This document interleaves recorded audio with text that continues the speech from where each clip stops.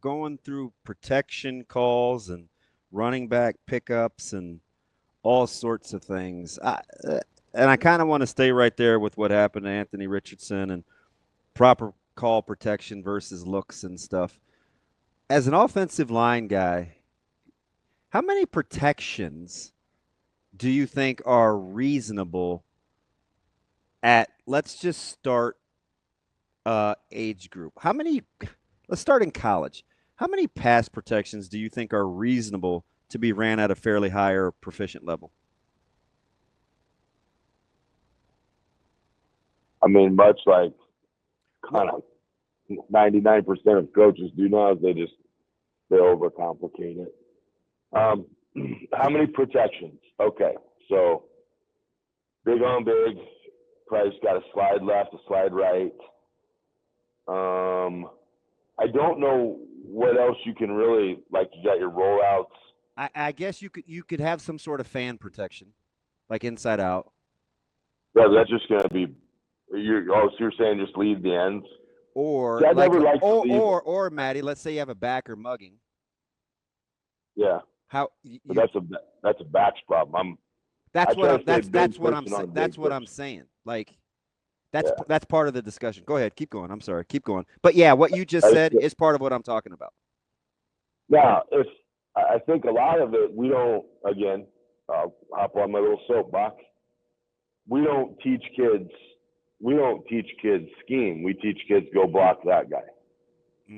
So if you teach scheme, and say you're in an even front and I'm the center, okay, well, I have no value here. And this middle linebacker now has approached me. I'm not going to block him though because it's not my role. No, I'm free. I'm a free man. So I can hand signal the back. Don't worry about this, buddy. I'm going to save you a lick here. I got him. But we don't teach that. We teach you block that guy. We teach Rob Saska football. Well, he moved, so I went out to block him. Yeah, he went to a different, completely different location. It's not a robot game. It's a free flow game. But it's all kind of who you want your free guy to be. It just depends. I will put the onus of the game in the lineman's hands all the time. I will take it out of a back attempting to block, unless Frank Solich coaches them. And yeah, so I mean, you can have infinity blocking schemes with little minute changes.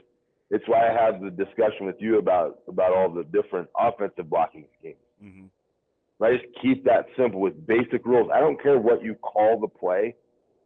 You can call it your fancy name, but at the end of the day, it's just basics of football, and you can make the game a whole bunch easier just by simplifying things.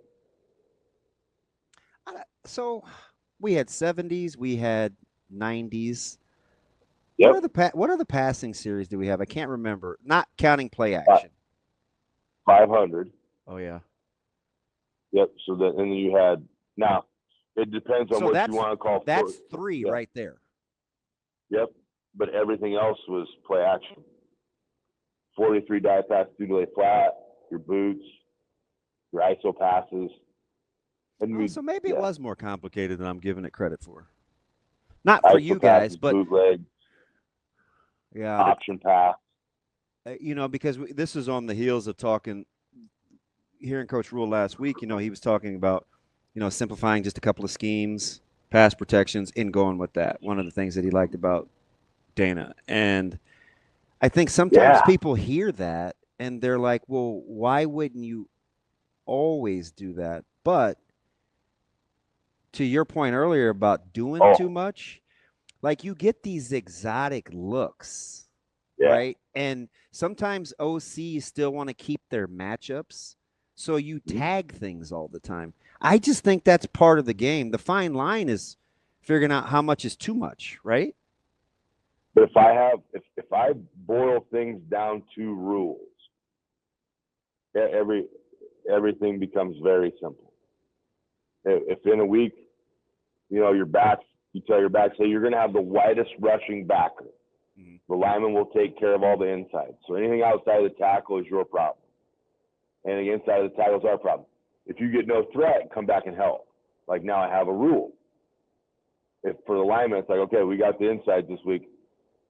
center, if we're in an empty, then you're going to have to probably flare and look outside just in case they bring some kind of, we get a feint from the middle linebacker. He drops back into the coverage, but they send a corner and outside backer. You're going to have to bail on that. You see really good centers do that sometimes. It's pretty awesome.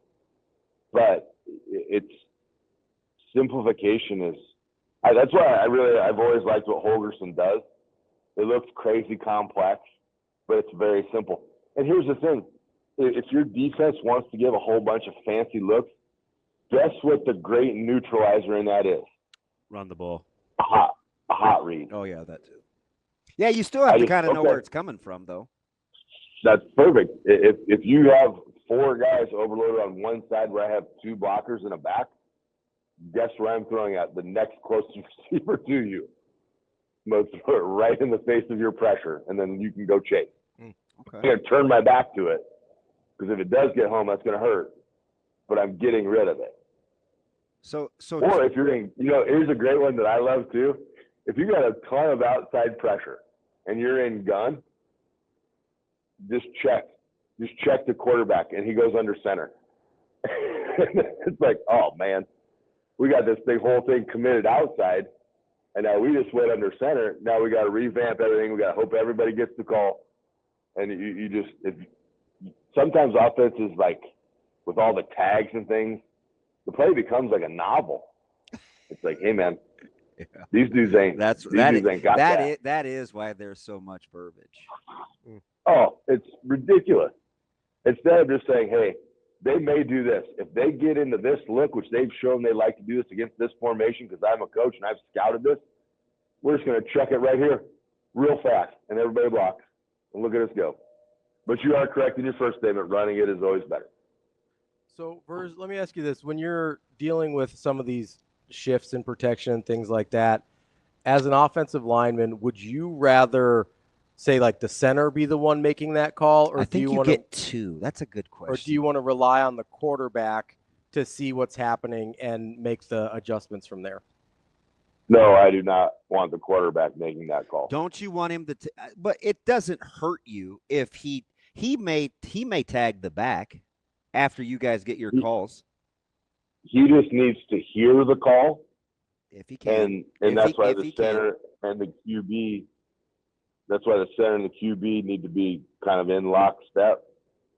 He needs to hear the call, and then he has absolutely, if he doesn't like it, he can then say something, but just let the lineman make the call. Oh, that's interesting. And you can hand signal stuff back to him, like what we're doing if it's loud out. You remember when they got those? Did you get those sweet noise canceling earpieces? Yeah, I told a funny story, and I only told it once.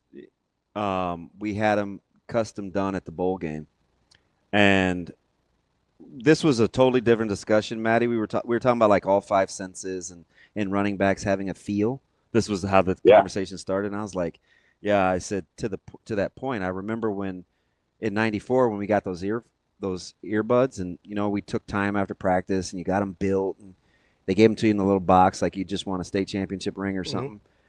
And I remember I kept them in about 6 plays, because I think on the 6th I got ear hold so bad because I couldn't feel where I felt like the traffic was coming from.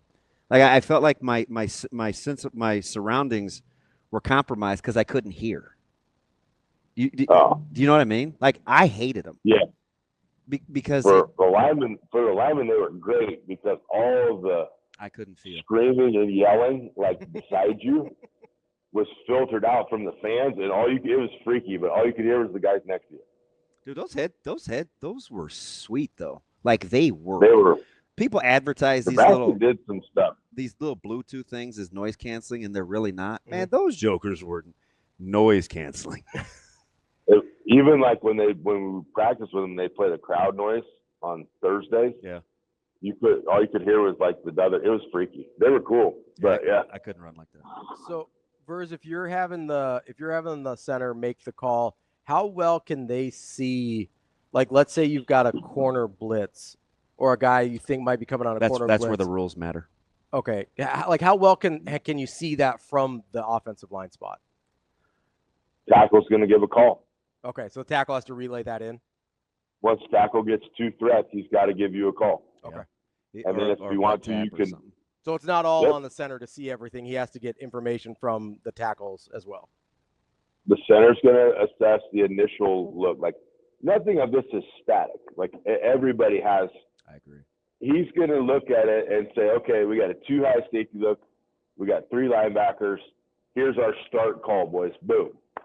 Okay, this is what we're doing right now. If nothing changes, if they play vanilla base defense, this is what we're doing. Mm-hmm. Guard now gets a linebacker threat. Guard has a call. Right? So now the guy backs out. Now the tackle has a threat. So now the tackle has a call. They all 5 have to work in unison and see the picture the same way. So, Maddie, let me ask you something. I love this just because we do this sometimes, and you always wonder if it's necessary or not. You guys always start with your basic count, right? Whether it's 5 for 5 or slide or whatever. Does the way that people kind of sometimes use those dogs where, D-line drop into coverage, does it mess with your count or not? Or is it just you have a set number and it doesn't matter who that specific number is? Like if my forward technique drops in the coverage, but say that outside linebacker comes, yep, the number is still the same. So do us defensive guys just do that for confusion, or because we think you guys can't count, or like how does that work?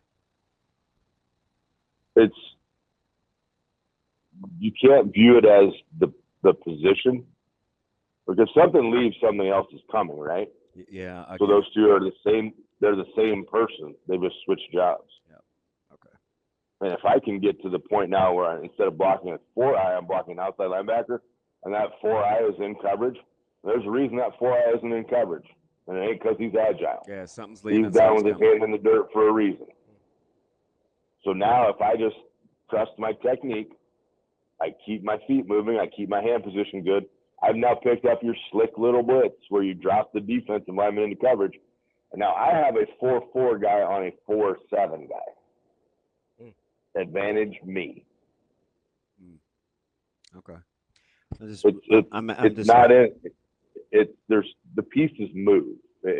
We get like I tell them all the time, you're never going to chase a defensive lineman down the field. Let me ask you something. Let me ask you something. He wants to go in reverse. You let him go in reverse if it's 3rd and 8.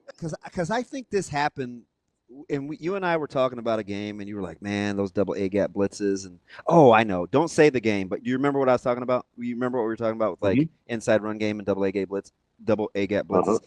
So, how do you when you're treating something like guys walk up into the line of scrimmage? You're either inside out or big on big or whatever it is, and those guys don't come. Linemen just know how to recalibrate on the fly, right? That's part of like your blitz pickup and all that other stuff, right? So why is it that when it's staring you dead in the face, 2 guys mugging, they both come, that it sometimes works? Is it just simply communication?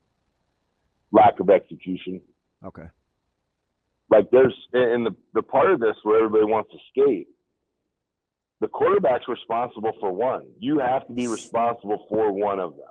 If you're in one back, the back has got to be responsible. If it's 5 out, I could see a QB needing to be responsible for the free rusher. Right. Yeah. But the QB on every play is responsible for somebody. Like they don't just get to skate. Like protections, sometimes the sacks that come are also the quarterback is to blame. Yeah. Oh yeah. We've held it too long. We didn't see our hot read.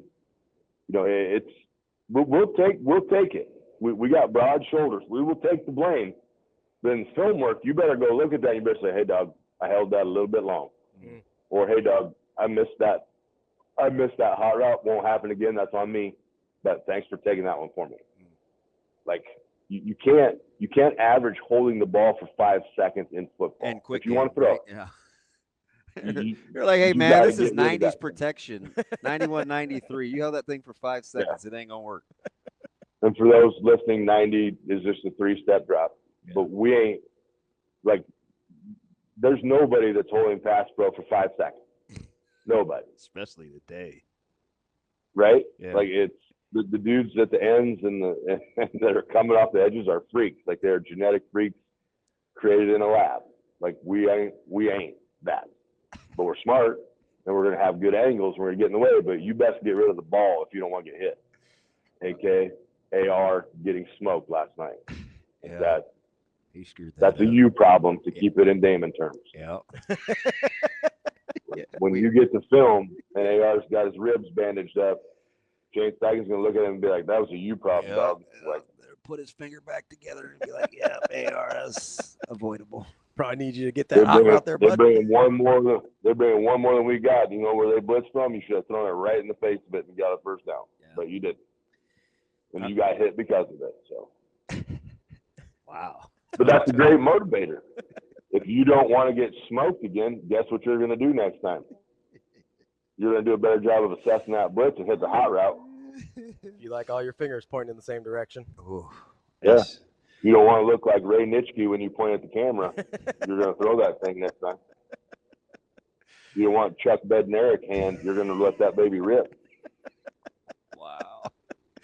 All right. If you want to point north and your fingers facing west, that's a you problem. Tough crowd. All right, Matty, try to behave yourself. Well, why tough crowd though? Because we hold all the lines to this high standard of we're always to play. Why can't we do that with the QB? No, we can.